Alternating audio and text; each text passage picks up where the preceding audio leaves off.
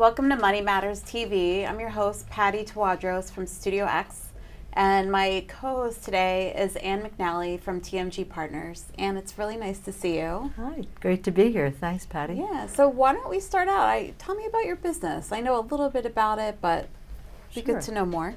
Well, TMG Partners does scientifically designed market research. We've been in business for about 4 years.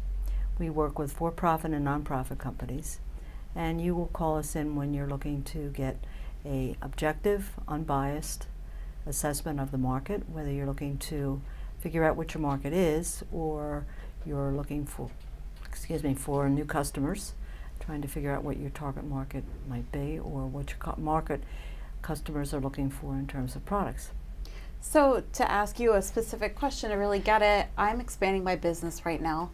And I'm going after a subset, going after manufacturers. Mm-hmm. So how would that work? I would come to you and say, Ann, I want to grow. This is what my customer looks like. So what we would do is we would talk to you a little bit more about what your what you're really interested in terms of drilling down. What kind of manufacturers, technology, food products, you name it. And then we would sit with you and design a survey to that we would actually co-produce and come up with a questionnaire to find those customers. We have access to all kinds of lists.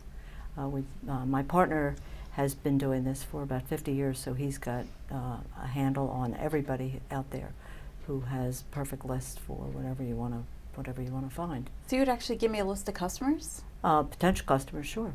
And they're vetted? Yeah. Yes. They would be, yeah. Wow. Yeah. So I know I can go to the library right now and use that USA reference system. Yeah. And I've tried it, and the results are, spotty at best and confusing to navigate. So you would do all the legwork for me. Yeah, sure, absolutely. Oh, that's really. I'd love to talk to you about it. Yeah. Sometime. Yeah, we'll do that off camera for sure. Yeah, absolutely. So what got you into that business?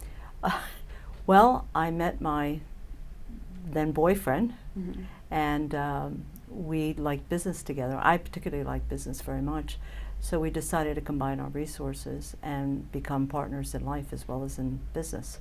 That's wonderful. So we've been doing it. As I said, actually it's 5 years now we've been in business. Really love working together. It works very well. We've had clients throughout the Northeast. We can go nationwide, particularly with technology today. What's the most unusual thing you've researched for somebody? Well, not me, but I'll talk more about what Nick has done in the past. He's one of the projects that I'm most proud of that he did was worked with a pharmaceutical which sounds strange because he's a political science guy, but he worked with a pharmaceutical company to prove that the efficacy of a drug that the FDA originally thought was killing people. And he determined that the patients were willing to accept odds of 60-40 that they would take that drug and risk dying, which is pretty awesome in terms of helping other people. 60-40 in which direction? In other words, they would, even if there was a 60% possibility that they would pass, they would take the drug because it was so important. It was for MS, which is an extremely debilitating disease, as you know. You probably have some friends who suffer from it. Yeah, so. Better to take the risk and perhaps have a better quality of life. Right. And so it's a pretty interesting project. Yeah. Do you have anything unusual coming up? Actually, no. To be honest with you, perhaps one other area that you might be interested in me telling you about was an adjunct at St. Joseph's University. Oh, what do you teach? Yeah, I teach the students to do a strategic plan for a publicly traded company. And that gives me a lot of joy because I'm mentoring students and I'm helping them become better business people. Thinking about the strategy of a company. It's all the things that we're going to talk a little bit later with Dana about. Finding a market, defining the market, figuring out what the problems are within the company, as well as figuring out what the market is like, what opportunities might be out there, and what the barriers might be to success. And so it's a lot of fun. Do you have studies that you do where you help people figure out if an older generation is going to adopt technology? We've never done that.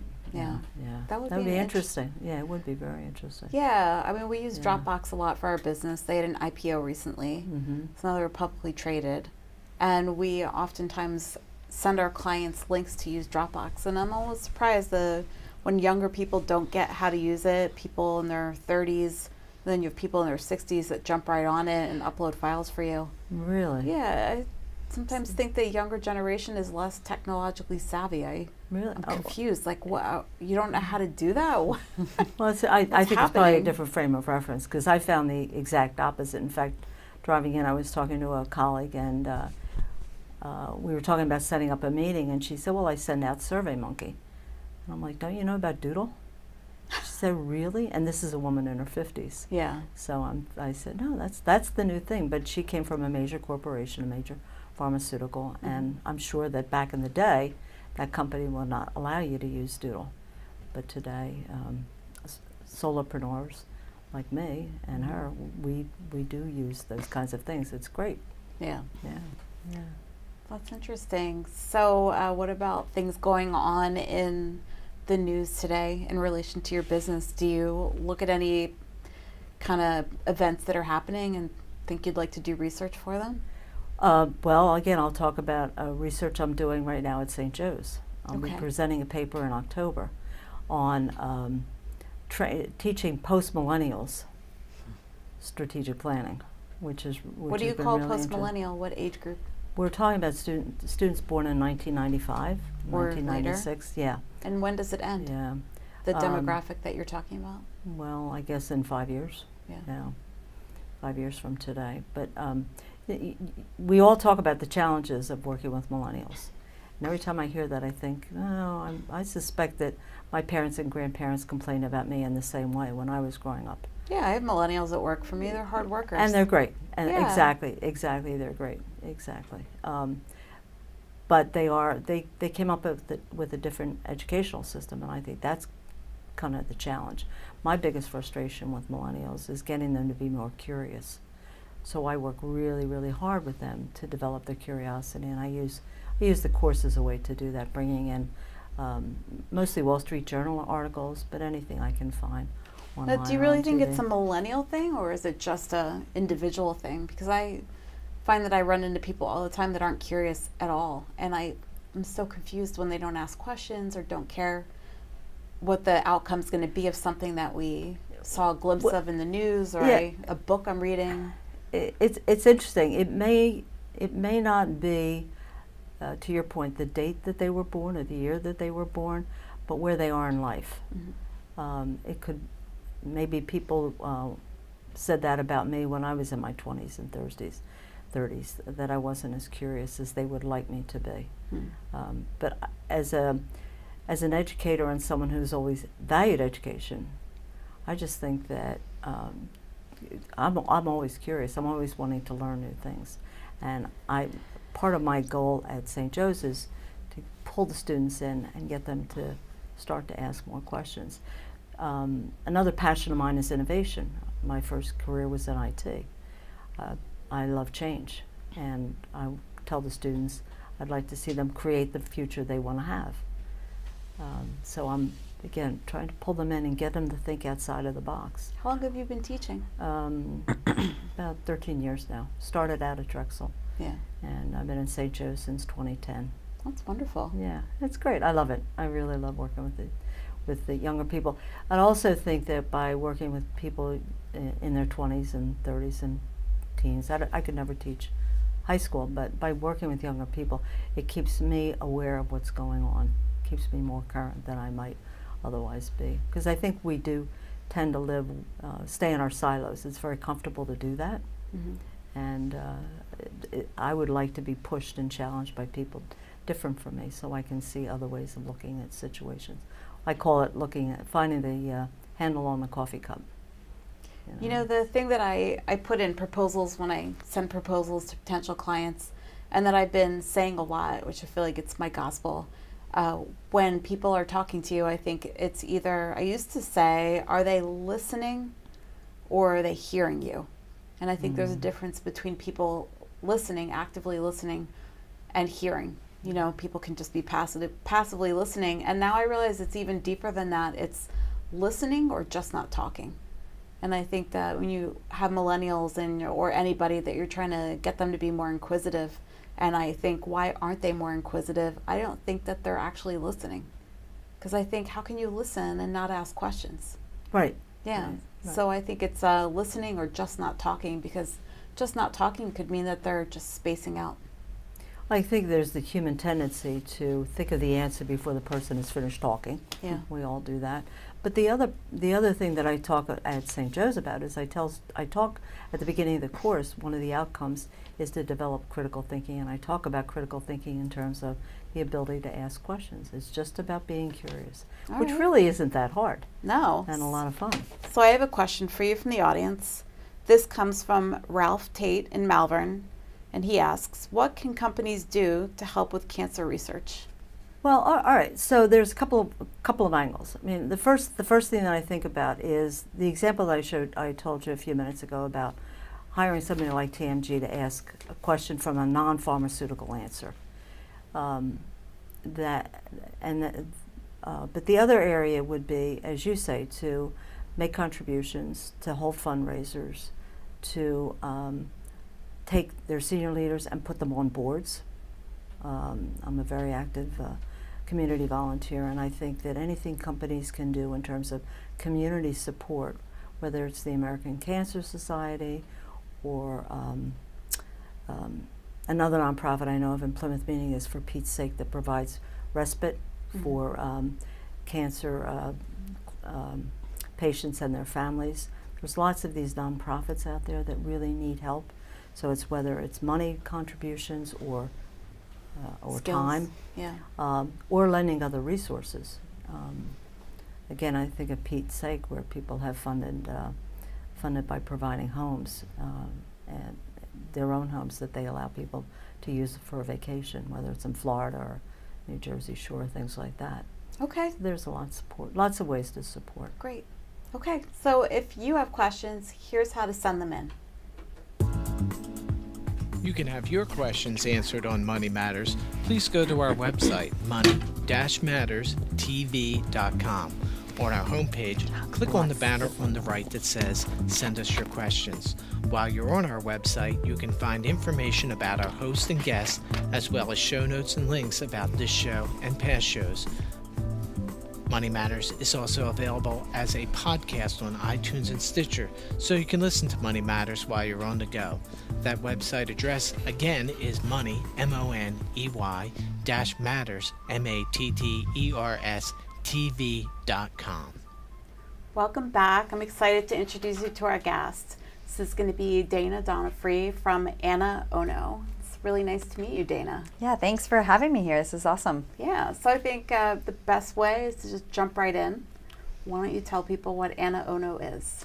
So I launched Anna Ono, which is a lingerie line for women after a breast cancer and during breast cancer treatments. The idea came to me after my own diagnosis in 2010. I happen to be a trained lifelong fashion designer. And so when I was undergoing all of the processes and treatments following my diagnosis, including mastectomy surgeries and reconstruction, I realized very quickly that our bodies get incredibly altered during the treatment process. And that was one thing I wasn't prepared for. I was prepared for being scared. I was prepared for losing my hair. I was prepared for not feeling well. All of those things are sort of the obvious things when you get diagnosed with cancer, but not necessarily that you may also need to reclaim your identity and reclaim your body after this disease has ravaged it. And when you were looking for fashion, you couldn't find things that worked for you? Is that what drove you to do it? Yeah, I mean, I'm a fashion designer. I knew every corner to look in. I tried every single bra on in all of the major stores, and oftentimes walked away in tears. And I didn't want anybody else to experience that if there was anything I could do about it. So I went and talked to my plastic surgeon, and I asked him, I said, this is really weird. I said, I had to throw away all my bras. I've gone shopping twice. I said, I can't fit into anything. What am I supposed to do? And he did what he thought was best, and he told me to wear a sports bra, that was the only thing that was really going to fit me. And so I followed doctor's orders, and I went out and bought all of the sports bras that would fit me. And then I realized, well, dressing to go to work. I was 27 years old, right? So work didn't get to stop for me. I had to pay my bills. So dressing to cover that hot pink strap or that neon green strap became really difficult. So it's not going to go under that dress. It's not going to go under a dress. It's a fashion statement to have a sports bra sticking out. I made it a fashion statement because I didn't have a choice. And that's when it really hit me, that it wasn't just my problem, it was all of our problems. And it wasn't that my plastic surgeon was wrong, he was right. The only thing that was comfortable was a sports bra, but that was just because there was no other options available in the market. That's amazing. How long did it take you to go to market? So I started conceptualizing very quickly after my diagnosis. A surgery process after a woman has a mastectomy, and if she chooses to rebuild her breasts, can take up to a year, if not maybe even longer, if there's revisions or issues during the surgery process. So once I had my exchange surgery, which is when they kind of take out the technical implant and put in a softer, more comfortable implant, I realized immediately that nothing fit me. So I started pen to paper in the early part of 2011. But even being a trained professional, even being a fashion designer, it still took me several years before I launched. And I launched then in the early part of 2014. So what was your biggest barrier as you were from 2010 to 2014 that you had to overcome? Time. And I had a very clever advisor tell me once that you have two problems when you start a business. It's time and it's money. And I had the money because I was working my full-time job. I had a successful career, so I was bootstrapping my business and I was moving my funds into my business instead of moving them into my savings account. And I had the money, and then it flipped. And it didn't matter how much money I was putting into my business. If I didn't give it the time that was needed to grow it, the money meant nothing. So once that scale flipped from time to money was when I left my full-time job and I put all of my efforts into the business. And at that point is when it started to scale. Is that about 3 years in for you? Yeah, so I launched in 2014. I actually resigned from my full-time job in the beginning part of 2015. So it was a process, but all the way building up from 2011 to 2015, I was working my full-time job in the industry. So you bootstrapped all the way to launch. You used all your connections to get it into, how did you go into a store right away? Did you sell to friends and family? No, so I got myself to launch. I launched on .com, and because that's where I went to Google and I asked Google, what bra do I wear after breast cancer? And Google came up with things I wouldn't even put my grandmother in. So that's what Google gave me the answer for. And I said, this is not enough. So I did go to mastectomy stores, and every mastectomy store I went into, I got a very polite, oh, this is a really sweet thing that you're doing, but our women with reconstruction don't want to wear mastectomy bras. And I said, well, are you offering them anything? And they said, well, no. And I said, well, maybe they're not coming into your store. And then I realized maybe the mastectomy market wasn't the place that I was going to belong. So I launched it on .com, and business picked up right away as soon as I put it on the internet. And even to this day, people challenge me, how do you sell a mastectomy bra on the internet? And I was literally one of the first lines on .com that was servicing this clientele and group of women. So for me, it wasn't that hard. I didn't have a lot of competition on .com. Do you just worked on your SEO and used the terms? I mean, it's stuff you search for, right? When I did. You were going through it? I did. I really tried to do my best, but starting a business is hard. And you have to decide where you put your very limited funds. So I actually didn't even implement digital marketing until this year. And I often say now, had I known what digital marketing would have done for me in the scale of my business, I would have done it sooner.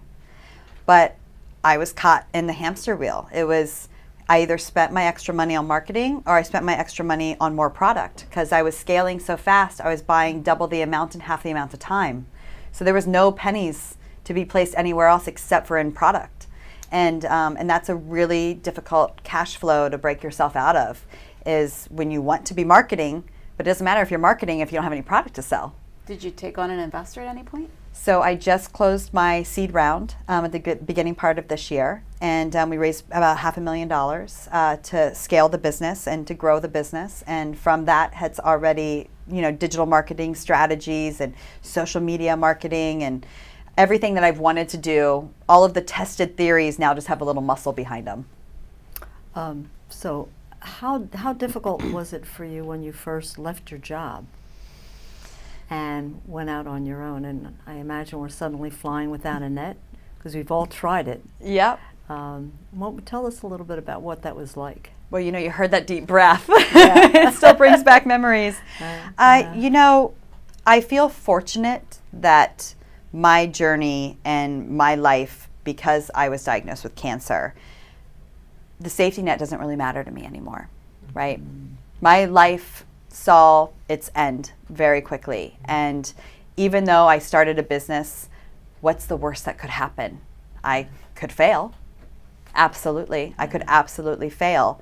But you have to sometimes take that leap. You have to take that jump. And I've already jumped into a dark black pond, right? So nothing that was going to happen after that was going to be any worse than cancer. So I feel fortunate that I didn't have that hesitancy to say, okay, now's the time. Is it scary? I'm still scared. I'm still startup life. I still, have the occasional ramen noodle for lunch break. But, it's you figure things out. And I think, too, because of my cancer diagnosis at such a young age, I have a different respect for things in life. I had a really successful career. I made a lot of money. I don't make a lot of money anymore. That doesn't mean anything to me. So at one point, it meant a lot to me to make sure I was at the executive level, making sure I was making all of this cash, because that was what I thought was important. And then life changed for me. So, getting my heart and my body and my soul fulfilled by the work I do is so much more powerful than having extra money in my bank. Now, I know there's some charities you had mentioned before. There's that one that gives 100% of their proceeds. What was the name of that one? So the organization is Medivivor, and it comes from Medivivor because when breast cancer leaves the host, which is not always typically in the breast, but typically in the breast, it becomes metastasized. So we have a word that's commonly used that designates people that are fighting cancer as survivors. And that's a term that, our marketing strategies around us have adapted for us. The Medivivor is a play off of that, right? Because these individuals are fighting metastatic disease, which is the only terminal version of breast cancer. It's the only breast cancer that kills.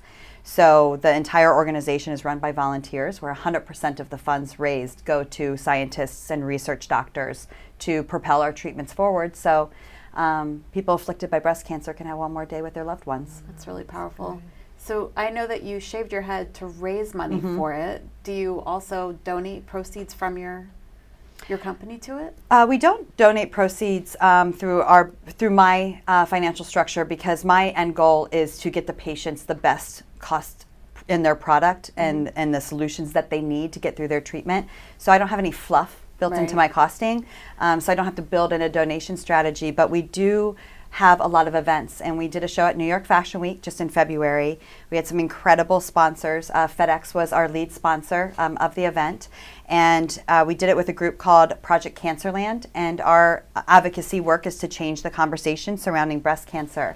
So we just wrote our check of $50,000 to Medivivor from New York Fashion Week in February, and that will actually support one young research scientist to propel their research further, and hopefully be able to then scale it and take it into the next rounds of medicine development, pharmaceutical development, and therapy development that is so important for That's all amazing. of us.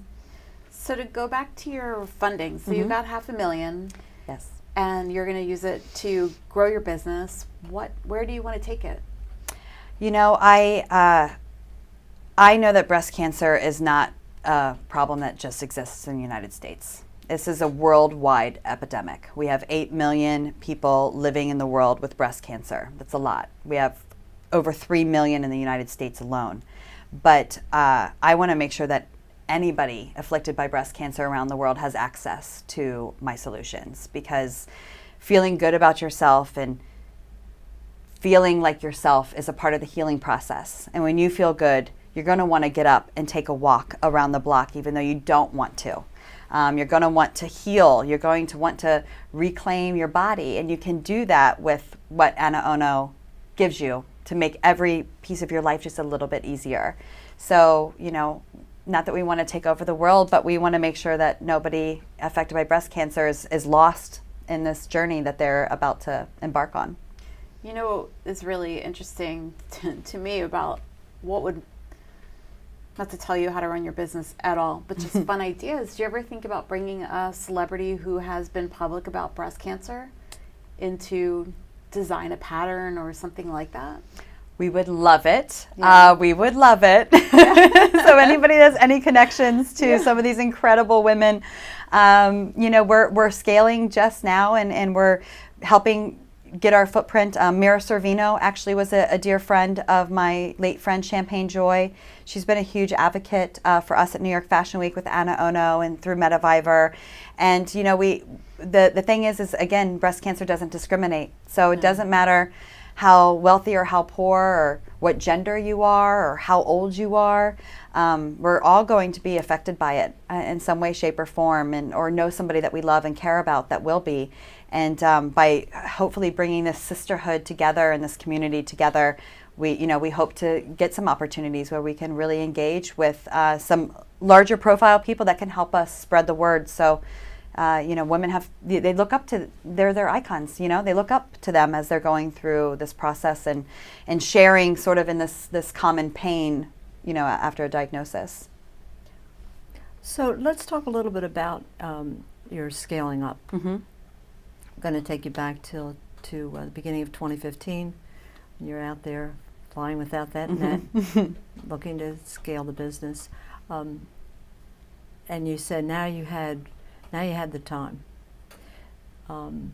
So what did you do at that time? What I'm particularly interested in is how you went about finding other resources, other folks to help you to do that, to build the website, to find designers, to find folks who could construct prototypes, to find manufacturing outlets. Tell us a little bit about that operation, what that was like. In 1 minute or less. In 1 minute or less. Okay, so what's really interesting is I encourage a lot of young entrepreneurs to get some experience. And the reason why I do that is because my connections and my network for spending over a dozen years in the industry helped me launch my business. I tell everybody my favorite bank is empty. I have used my manufacturers, my marketing friends, my branding friends, and because everybody really believed in what I was doing, and I got that access because of my experience in the industry and the relationships that I built and grew, and it's been valuable even to date. My advisors and people I reach out to or pick up the phone when my goods are cotton customs. I would have nobody to turn to if I didn't spend some time building my own career before I launched the business. Mm-hmm. So if somebody wants to shop, they shop online on your website? So all of our collections are available at anaono.com. It's ANAONO.com. And by sharing even this interview and these stories with people in your circle, you never know whose life that you can change with just that one little word. Thank you for joining us today. Thank you. Yeah. Thanks a lot, Dana. It was great you have a great story. Thank you. Okay, so next time our guest is going to be Doug Claffey, who's the CEO of Energage. I looked up his company, very fascinating. He's going to talk to you about corporate culture, transformation, and I think you're really going to enjoy it. So thank you for joining us today from Money Matters TV.